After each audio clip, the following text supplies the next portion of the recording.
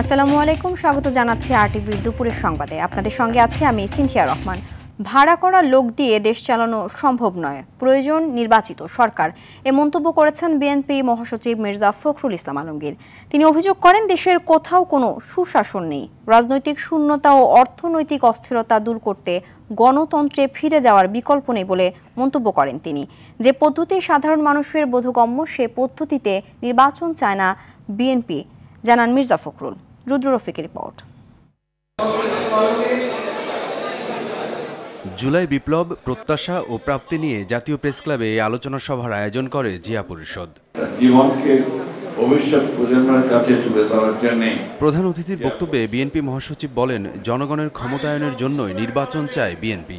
নির্বাচন না হলে আমি প্রতিনিধি নির্বাচন করব কি করে, আর প্রতিনিধি নির্বাচনে না হলে সে পার্লামেন্টে যাবে কি করে, পার্লামেন্টে না গেলে জনগণের শাসনটা প্রতিষ্ঠিত হবে কোত্থেকে?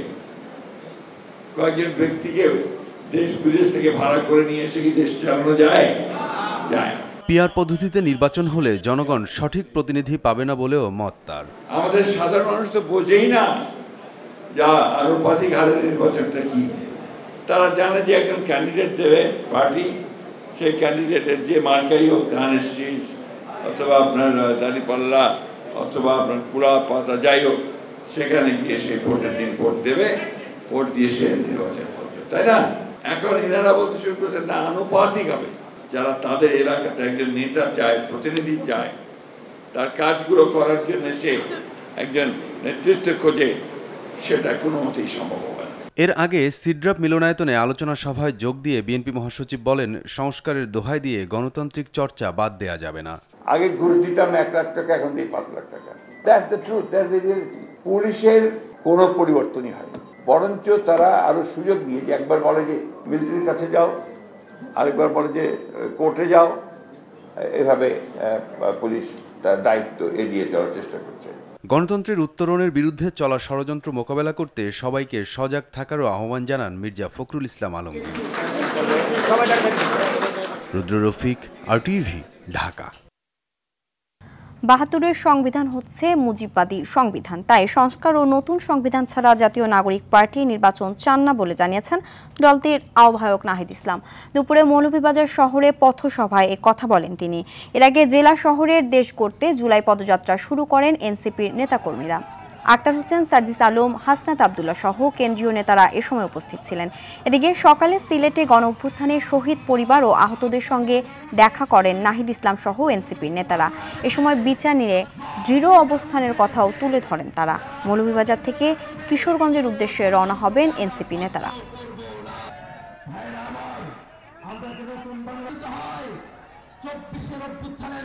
নানান শক্তি আবারও চেষ্টা করছে পুরনো সিস্টেমে এই দেশকে এগিয়ে নিয়ে যাবার। আমরা যখন বলেছি জুলাই গণ অভ্যুত্থানে আমরা যখন রাজপথে নেমেছিলাম, আমাদের ভাইয়েরা শহীদ হয়েছে, আমাদের বোনেরা নির্যাতিত হয়েছে, আমরা এই বাংলাদেশকে আর পুরনো রূপে ফেরত দিতে দিব না। বিচার সংস্কার এবং নতুন সংবিধানের মাধ্যমে আমরা একটি নতুন বাংলাদেশের যাত্রা শুরু করতে চাই, কিন্তু বিচার সংস্কার ছাড়া নির্বাচন অর্থহীন হয়ে যাবে। এই নির্বাচনকে জনগণ গ্রহণ করবে না। এবারে নির্বাচন দিনের আলোয় সম্পন্ন হবে বলে মন্তব্য করেছেন প্রধান নির্বাচন কমিশনার এএমএম নাসিরউদ্দিন। সকালে খুলনা নগরীর নূরনগর আঞ্চলিক নির্বাচন কর্মকর্তার কার্যালয়ে ত্রয়োদশ জাতীয় সংসদ নির্বাচন উপলক্ষে খুলনা অঞ্চলে নির্বাচন কর্মকর্তাদের সঙ্গে মতবিনিময় সভায় তিনি এ মন্তব্য করেন। এ সময় তিনি বলেন, সোশ্যাল মিডিয়া ও এআই এর অপব্যবহার অস্ত্রের চেয়েও মারাত্মক। সোশ্যাল মিডিয়ায় দেয়া অপতথ্য ও ভুল তথ্যের বিষয়ে গণমাধ্যম কর্মীদের সহযোগিতা চান প্রধান নির্বাচন কমিশনার।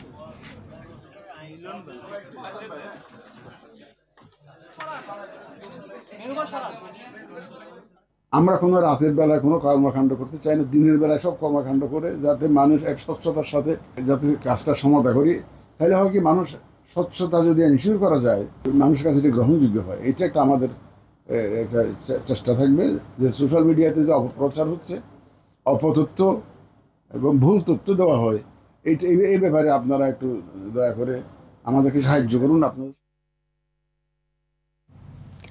উত্তরা মাইলস্টোন ট্র্যাজেডিতে ঝরল আরও 2টি প্রাণ। সকালে জাতীয় বার্ন ইনস্টিটিউটে 7ম শ্রেণীর শিক্ষার্থী জারিফ ও মাসুমা নামের এক স্টাফের মৃত্যু হয়। জারিফের শরীর 40% ও মাসুমার 90% দগ্ধ ছিল। পরিবারের কাছে মরদেহ হস্তান্তর করেছে হাসপাতাল কর্তৃপক্ষ। বাদ আসর উত্তরার 12 নম্বর সেক্টরে জারিফকে দাফন করা হবে বলে জানিয়েছে তার পরিবার। এখন পর্যন্ত এই ঘটনায় মৃতের সংখ্যা দাঁড়ালো 35 জনে।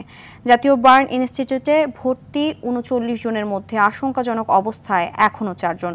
রোগীদের সুস্থ করতে সিঙ্গাপুর, ভারত ও চীন থেকে আসা বিশেষজ্ঞ চিকিৎসক দল এখানকার ডাক্তারদের সঙ্গে সমন্বয় করে কাজ করছে।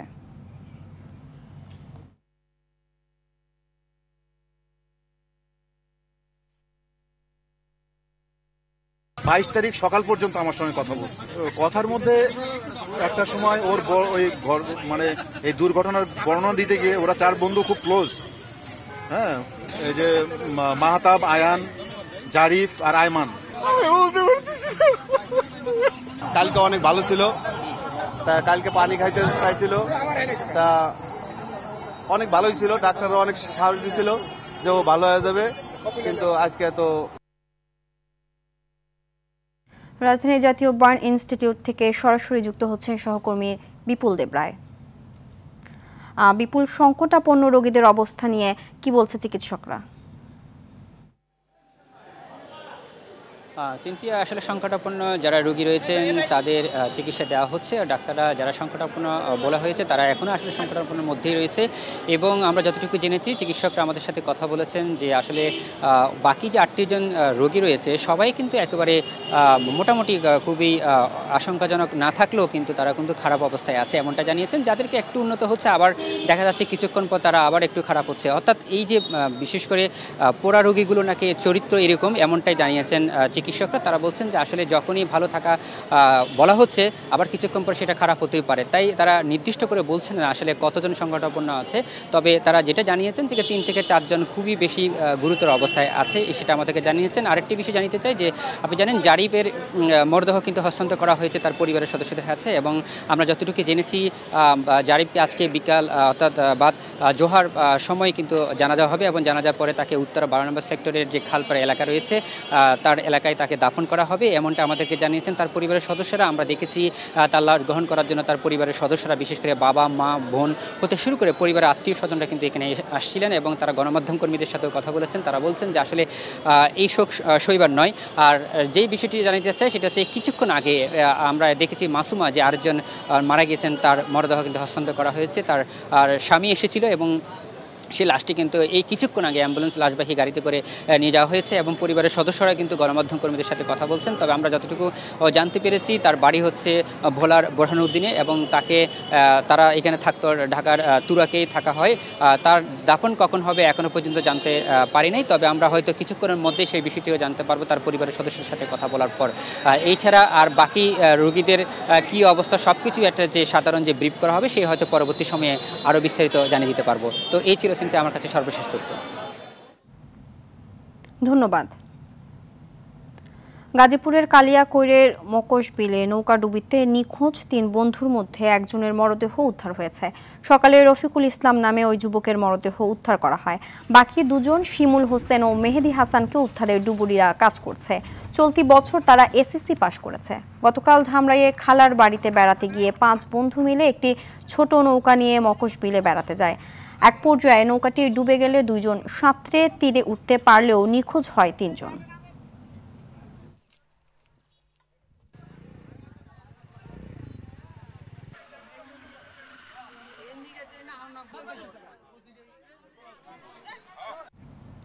রাজনৈতিক বন্দোবস্ত ছাড়া দেশের অর্থনৈতিক উন্নয়ন করা সম্ভব নয় বলে জানিয়েছেন অর্থ উপদেষ্টা ডক্টর সালেউদ্দিন আহমদ। সকালে সিডাপ মিলনায়তনে ডক্টর হোসেন জিল্লুর রহমানের বই প্রকাশনা অনুষ্ঠানে কথা বলেন তিনি।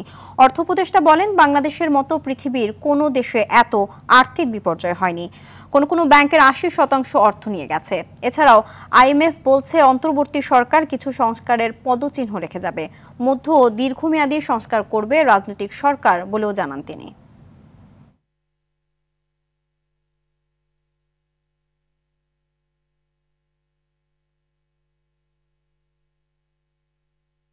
উন্নয়ন রাজনীতির সাথে সম্পর্কযুক্ত। কারণ রাজনীতি ছাড়া, রাজনৈতিক বন্দোবস্ত ছাড়া উন্নয়ন সম্ভব না, সেটা আমি প্রায়ই বলি। আমরা কিছু রিফর্ম করতে চেষ্টা করছি এবং রিফর্মের ব্যাপার অনেক আছে, যে অনেক কিছু করে ফেলবো, 10-11 সম্ভব না। আমি সাধারণত বলি একটা পদচিহ্ন পেছে।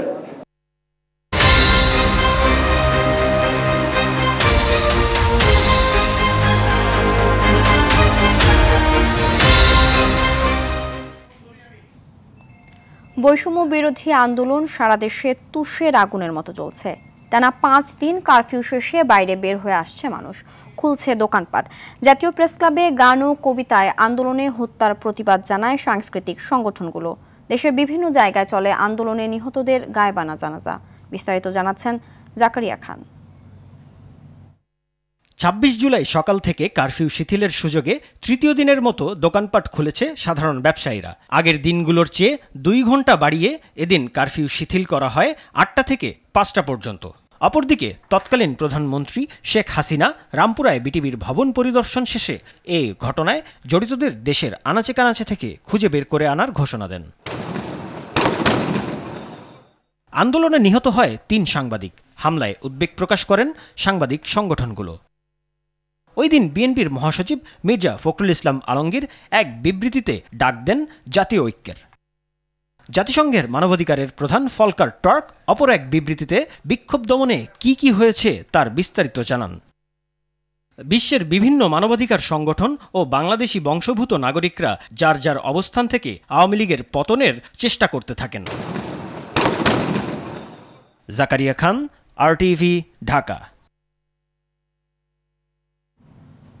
জুলাই গণঅভ্যুত্থানে পুলিশের ছোড়া একাধিক রাবার বুলেটের আঘাতে শহীদ হন নরসিংদীর পলাশ উপজেলার সন্তান ইমন মিয়া।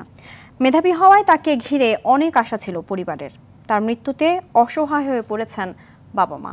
গত 1 বছরেও সন্তানের হত্যাকারীদের দৃষ্টান্তমূলক বিচার না হওয়ায় ক্ষুব্ধ তারা। শহীদের যথাযথ মর্যাদার পাশাপাশি চান সরকারি সহযোগিতা। নরসিংদী থেকে নূরে আলম রনির পাঠানো তথ্যচিত্রে আরও জানাচ্ছেন আব্দুল হামিদ। 24 জুলাই আন্দোলনের সম্মুখ সারির যোদ্ধা ছিলেন নরসিংদী আইডিয়াল কলেজের 2য় বর্ষের শিক্ষার্থী ইমন মিয়া।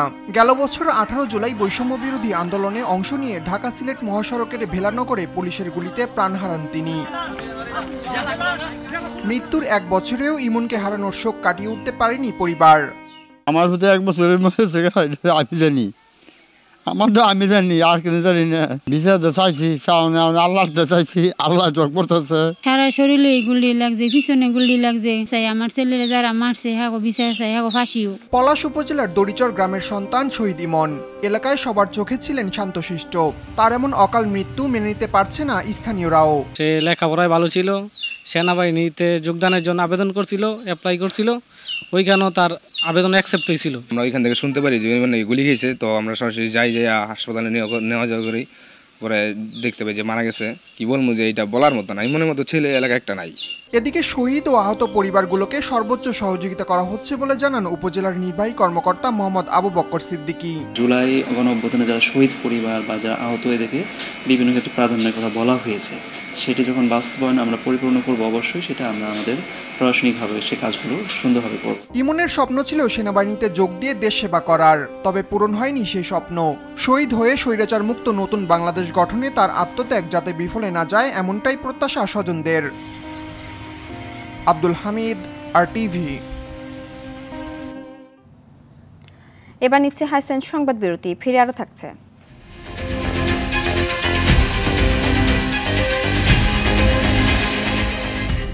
ইসরায়েলি গোলায় প্রাণ গেল আরো 89 ফিলিস্তিনির। যুদ্ধবিরতি আলোচনা ব্যর্থ হওয়ার দায় হামাসকে দিলেন ট্রাম্প।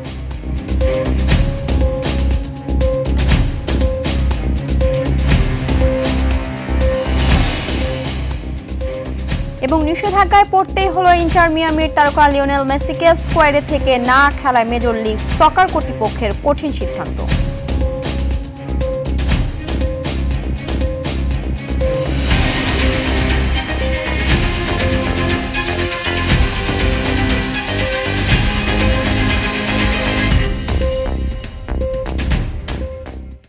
রাজস্ব খাতে সুশাসন প্রতিষ্ঠা করতে হলে রাজনৈতিক সদিচ্ছার বিকল্প নেই বলে মনে করেন NBR chairman Abdur Rahman Khan.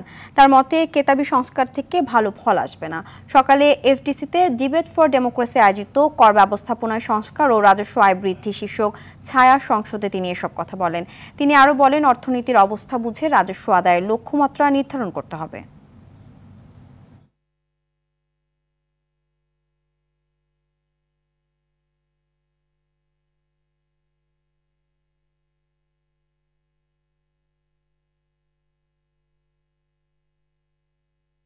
Will যদি প্রপারলি রিফ্লেক্টেড না হয় তাহলে তো সত্যিকার অর্থে সুশাসন প্রতিষ্ঠা করা অনেক কঠিন হয়ে যাবে। বর্তমান অন্তর্বর্তীকালীন সরকারের সময় আমরা যেভাবে সাহস করে অনেক বোল্ড ডিসিশন নিতে পেরেছি, এর একমাত্র কারণ হচ্ছে আমরা রাজনৈতিকভাবে সরকার প্রধানের কাছ থেকে এবং আমাদের উপদেষ্টা পরিষদের কাছ থেকে সম্পূর্ণ স্বাধীনতা পাচ্ছি যে যেটা দেশের জন্য ভালো, যেটা রাষ্ট্রের 18 কোটি মানুষের জন্য জনকল্যাণকর, সেটা আমরা করতে এক পাও পিছপা হচ্ছে না এবং সেই কাজগুলো আমরা করতে পারছি।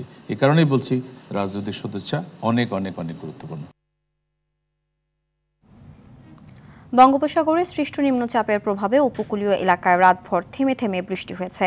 কোথাও কোথাও দেখা দিয়েছে জলাবদ্ধতা। জোয়ারে চাঁদপুর সদর ও হাইমচরের নিম্নাঞ্চলের সড়ক, পুকুর ও বসতবাড়িতে পানি ঢুকেছে।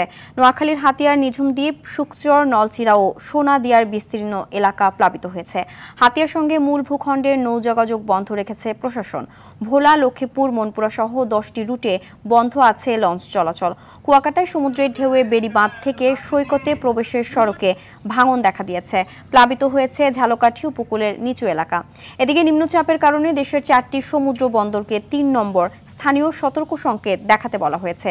সমুদ্রগামী সব ট্রলার ও মাছ ধরার নৌযানকে উপকূলের কাছাকাছি থেকে সাবধানে চলাচল করতে নির্দেশ দেওয়া হয়েছে।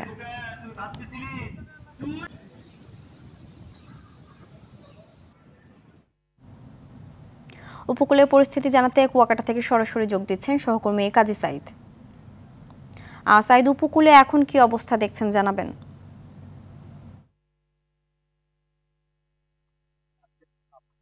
কিন্তু থেমে থেমে গুড়ি গুড়ি বৃষ্টি হচ্ছে। সকাল 10টার দিকে একবার কিন্তু মাঝারি ধরনের বৃষ্টিপাত হয়েছে। এরপর থেকে কিন্তু আসলে বৃষ্টি নেই, তবে আকাশ কিছুটা মেঘাচ্ছন্ন রয়েছে। আর এছাড়া সমুদ্রের যে নিম্নচাপের প্রভাবে কিন্তু বঙ্গোপসাগর উত্তাল রয়েছে। আর উত্তাল ঢেউয়ের ঝাপটায় কিন্তু কুয়াকাটার সমুদ্র সৈকত সহ এই উপকূলীয় অঞ্চলে ব্যাপক ক্ষয়ক্ষতি হয়েছে, যেটা আসলে জোয়ারের পানি 2 থেকে 3 ফুট উচ্চতা বৃদ্ধি হওয়ার কারণে কিন্তু এই ক্ষয়ক্ষতি হয়েছে। আমি যে জায়গাটি দাঁড়িয়েছি এটি হচ্ছে কুয়াকাটার সৌন্দর্য বৃদ্ধি করার লক্ষ্যে কুয়াকাটা পৌরসভার অর্থায়নে এই 1300 মিটার দৈর্ঘ্যের একটি রাস্তা নির্মাণ করা হয়। এটি 4 কোটি 75 লাখ টাকায়। এই রাস্তাটি কিন্তু ঘূর্ণিঝড় শক্তির সময় কিছুটা বিধ্বস্ত হয়েছিল। এরপরে কিন্তু এটিকে আবার পুনরায় পুনর্নির্মাণ করা হয়েছে এবং গাইড ওয়াল নির্মাণ করা হয়েছে। কিন্তু গতকালকের দুপুরের জোয়ার এবং আজকের জোয়ারে এটি কিন্তু আসলে এক ধরনের একেবারে বলা যায় যে পুরোপুরি বিধ্বস্ত হয়ে গেছে। এই রাস্তাটি আসলে রক্ষার জন্য সকাল 10টায় কিন্তু কুয়াকাটার বিএনপি এবং বাংলাদেশ জামাত ইসলামী সহ বিভিন্ন স্বেচ্ছাসেবী সংগঠন মানববন্ধন করেছেন। তবে এখন পর্যন্ত কিন্তু কোনো কর্মকর্তারা এই ব্যারিকেডটি আসলে পরিদর্শন করতে আসেনি। এটি রক্ষা না করলে কুয়াকাটার সৌন্দর্য কিন্তু একেবারে নষ্ট হয়ে যাবে, অর্থাৎ বীজ এলোমেলো হয়ে গেছে এটির কারণে। আর এটার ভাঙ্গা স্ট্রাকচারগুলো কিন্তু সৈকতের বিভিন্ন জায়গায় এখন ছড়িয়ে ছিটিয়ে রয়েছে। এই ছিল শুনছি আমার কাছে কুয়াকাটা থেকে সর্বোচ্চ। ধন্যবাদ।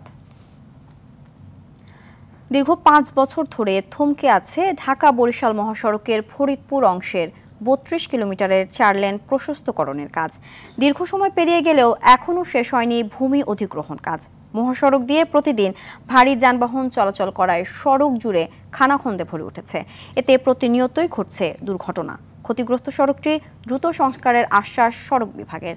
ফরিদপুর প্রতিনিধি জাকির হোসেনের প্রতিবেদন জানাচ্ছেন আবরার মাহি। 2018 সালে ফরিদপুরের রাজবাড়ী রাস্তার মোড় থেকে ভাঙা চৌরাস্তা পর্যন্ত 32 কিলোমিটার মহাসড়ককে 4 লেনে উন্নীতকরণের জন্য উদ্যোগ নেয় সরকার। 3 দফায় 500 কোটি টাকা বরাদ্দ ছাড় দেওয়া হয়। তবে ভূমি অধিগ্রহণের জটিলতায় থমকে আছে মহাসড়কটির 4 লেনে উন্নীতকরণ কাজ। প্রায় সময় মহাসড়কটিতে বিভিন্ন ধরনের যানবাহন বিকল হওয়ায় ক্ষতির সম্মুখীন যানবাহন মালিকরা। আমাদের ভাঙ্গা টু মুন্সিবাজার এই রাস্তাটা এমন ক্ষতিগ্রস্ত হয়েছে, আমাদের খুব চলাফেরার জন্য আমাদের খুব কষ্ট হচ্ছে। আমি যতবারই গেছি ততবারই আমার গাড়িতে অন্তত 3 থেকে 4 হাজার টাকা খরচ হয়েছে শুধুমাত্র রাস্তা খারাপের জন্য। সরকারের কাছে আবেদন, আমরা এই রাস্তাটা যিনি অতি শিগগিরই রাস্তাটা সাইরে দেয়, মেলা লোকের সমস্যা হয়ে যায়। রাস্তায় কোনো প্রকার একটা পরিবহনও সঠিকভাবে যাইতে পারে না, রাস্তার পরিবেশ খুবই খারাপ। 25 কিলো রাস্তায় 3 ঘন্টা সময় লাগছে। এরকম করে রাস্তায় গাড়ি চালানোর মতো আমাদের কোনো পরিবেশ নেই। এই রাস্তায় চলাচলের জন্য এতটা কষ্ট হয়, রাস্তা অতিরিক্ত খারাপ, আর এত খারাপ রাস্তা মনে হয় বাংলাদেশ আর কোথাও নাই। সড়কটি অতি দ্রুত সংস্কারের কথা জানান সড়ক বিভাগের এই কর্মকর্তা। আমাদের এই প্রকল্পটি 2026 সালের জুন মাসে সমাপ্ত হবে। আমরা আশা করছি যে এর মধ্যেই যাবতীয় কার্যক্রম সম্পাদন করতে সক্ষম হব। সড়কটি দ্রুত 4 লেনে উন্নীত করে যানবাহন চলাচলের উপযোগী করার দাবি ফরিদপুরবাসীর। আবরার মাহি, RTV। চলতি বছরের জানুয়ারি থেকে মে পর্যন্ত সময় যুক্তরাষ্ট্রে বাংলাদেশের তৈরি পোশাক রপ্তানি 21.60% বেড়ে $3.53 বিলিয়ন পৌঁছেছে, যা প্রতিযোগী দেশগুলোর তুলনায় উল্লেখযোগ্য। এ সময় যুক্তরাষ্ট্রের মোট পোশাক আমদানির প্রবৃদ্ধি ছিল 7.06%। চীনের রপ্তানি হ্রাস পেলেও ভারত, পাকিস্তান, ভিয়েতনাম, ইন্দোনেশিয়া ও কম্বোডিয়া কিছুটা প্রবৃদ্ধি দেখিয়েছে। তবে ইউনিট মূল্যে বাংলাদেশের অগ্রগতি ছিল মাত্র 0.47%, যেখানে ভিয়েতনাম ছিল অনেক এগিয়ে। টেকসই প্রবৃদ্ধির জন্য প্রযুক্তি ও শ্রমিক প্রশিক্ষণে বিনিয়োগ বাড়ানোর উপর জোর দেওয়ার পরামর্শ বিশিষ্টজনদের। থাইল্যান্ডের সঙ্গে চলা সংঘাত নিরসনে অবিলম্বে যুদ্ধবিরতি চায় কম্বোডিয়া। গেল শুক্রবার জাতিসংঘের নিরাপত্তা পরিষদ আয়োজিত জরুরি বৈঠকে যোগ দিয়ে সংস্থাটির কম্বোডিয়ান দূত চেয়াকেও এ আহ্বান জানান। অন্যদিকে সংঘাত পরিহার করে কম্বোডিয়াকে আলোচনার টেবিলে বসার অনুরোধ জানিয়েছেন জাতিসংঘে নিযুক্ত থাইল্যান্ডের দূত। এক প্রতিবেদনে তথ্যটি নিশ্চিত করেছে সংবাদ মাধ্যম দ্য গার্ডিয়ান। দেশ দুটির মধ্যে 3 দিন ধরে চলা সংঘর্ষের ঘটনায় মৃতের সংখ্যা বেড়ে 32 জনে দাঁড়িয়েছে। নতুন করে 12 জন কম্বোডিয়ান নাগরিকের প্রাণহানির খবর নিশ্চিত করেছে দেশটির প্রশাসন। গাজা যুদ্ধবিরতি ইস্যুতে যুক্তরাষ্ট্রের শর্তে রাজি না হওয়ায় হামাসকে ধ্বংসের হুমকি দিয়েছেন মার্কিন প্রেসিডেন্ট ডোনাল্ড ট্রাম্প। তিনি জানান, সব জিম্মি ছেড়ে দিলে হামলা চলবে। এই ভয়ে যুদ্ধবিরতিতে রাজি হচ্ছে না সংগঠনটি। যুদ্ধবিরতি আলোচনা ব্যর্থ হওয়ার দায়ভার পুরোপুরি হামাসের প্রতিনিধি দলের উপর চাপিয়ে দেন তিনি। এর আগে হামাসের যুদ্ধবিরতি প্রস্তাবে সম্মত না হয়ে মধ্যস্থতা থেকে সরে দাঁড়ানোর ঘোষণা দেন যুক্তরাষ্ট্রের বিশেষ দূত স্টিভ উইটকফ। এদিকে শুক্রবার দিনভর ইসরায়েলি বিমান বাহিনীর গোলাবর্ষণে ফিলিস্তিনে নিহত হয়েছে অন্তত 89 জন। অবশেষে নিষেধাজ্ঞার মুখে পড়লেন ইন্টার মায়ামির আর্জেন্টাইন মহাতারকা লিওনেল মেসি। এই নিষেধাজ্ঞার তালিকায় তার সঙ্গে রয়েছেন মায়ামির আরেক তারকা জর্দি আলবা। গেল বৃহস্পতিবার অলস্টার বিরুদ্ধে স্কোয়াডে থেকেও না খেলায় মেজর লিগ সকার কর্তৃপক্ষ এই কঠিন সিদ্ধান্ত নেয়। তাই পরবর্তী একটি ম্যাচে নিষিদ্ধ হয়েছেন তারা। ফলে ঘরের মাঠে এফসি সিনাসিনাতির বিপক্ষে গুরুত্বপূর্ণ ম্যাচে খেলতে পারবেন না এই দুই তারকা। এ বিষয়ে ক্লাবের পক্ষ থেকে জানানো হয়েছে, ফিফা ক্লাব বিশ্বকাপের পর টানা 7টি ম্যাচে খেলার কারণে ক্লাবের পক্ষ থেকে মেসি ও আলবাকে অলস্টার ম্যাচে বিশ্রাম দেওয়ার সিদ্ধান্ত নেওয়া হয়। ফলে তারা ক্লাবের সিদ্ধান্ত অনুযায়ী কাজ করছেন। রাজধানীর স্কাই সিটির ব্যাংকেট হলে অনুষ্ঠিত হলো 71 মিডিয়া আইকন অ্যাওয়ার্ড 2025। এতে আজীবন সম্মাননায় ভূষিত হয়েছেন চলচ্চিত্র ও নাট্যাঙ্গনের বরেণ্য অভিনয় শিল্পী, জাতীয় চলচ্চিত্র পুরস্কার ও 21 পদকপ্রাপ্ত দিলারা জামান। দেশের ক্রীড়াঙ্গনে বিশেষ অবদান রাখায় ক্রীড়া সাংবাদিক ক্যাটাগরিতে পুরস্কার পান RTVর স্পোর্টস ইনচার্জ আতিকুল ইসলাম শাকিল। অনুষ্ঠানে প্রধান অতিথি ছিলেন বিচারপতি জয়নুল আবেদিন। প্রধান আলোচক হিসেবে যুক্ত ছিলেন প্রফেসর ডক্টর সুকমল বড়ুয়া। এছাড়াও বিশেষ অতিথি হিসেবে উপস্থিত ছিলেন প্রফেসর ডক্টর হামিদ খান, নজরুল সঙ্গীত শিল্পী ফিরদৌসারা, কণ্ঠশিল্পী মনির খান, রবি চৌধুরী, অভিনেত্রী দীপা খন্দকার সহ আরও অনেকে।